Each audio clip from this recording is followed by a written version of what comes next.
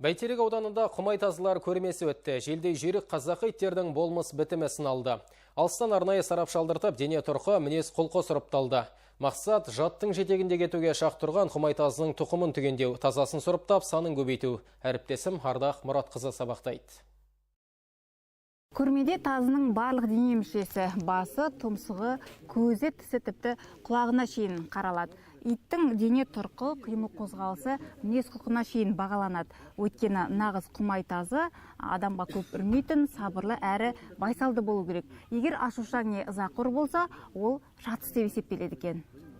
Ауылда өткен көрмеге 30 шақты құмай әкелінді. Әркім өз тазысының таза қандай екенін дәлелдеуге асық. Шараға Қостанай өңірінен сарапшы маман шақыртылған. Кинолог ит төресінің бабын сынап, бағасын берді. Эксперттен өте жақсы деген баға алды.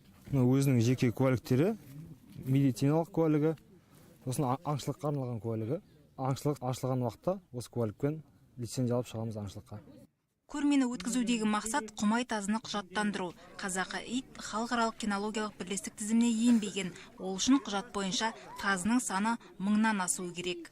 Қазақ бұл өзіміздікі деп тек ауызша айтып келгенмен де, негізінен бүкіл дүниежүзілік кинологиялық орталыққа тіркелмегендіктен, оны басқа ұлттар иеленіп кетудің қаупі төніп отыр. Кем дегенде бұл құжатта сол 4 атасынан бермен қарай тіркелу керек. Сонда ғана тазының тұқымға жататынын мойындай алады. Құмайдың тұқымы азайып барады, араласы көп дейді маман. Сондықтан ұлттық құндылығымыз құмайды насихаттау, асыл тұқымдысын таңдап алу аса маңызды. Тазы қаншығының бойы 55-65 см, ал арланы 60-70 см аралығында болуы тиіс. Салмағы сәйкесінше 15-20 және 20-33 келіден аспауы шарт.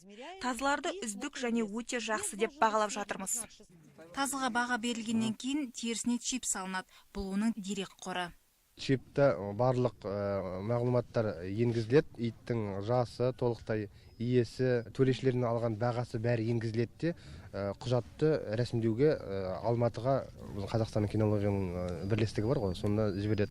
Чиптегі мәлімет 2 ай ішінде қаралып, құжат қолға тиеді. Әрі қарай күшіктерге де төлқұжат жасалады. Мамандардың айтуынша, осындай бастамалардың арқасында жеті қазынамызды жаттың қолына бермейміз.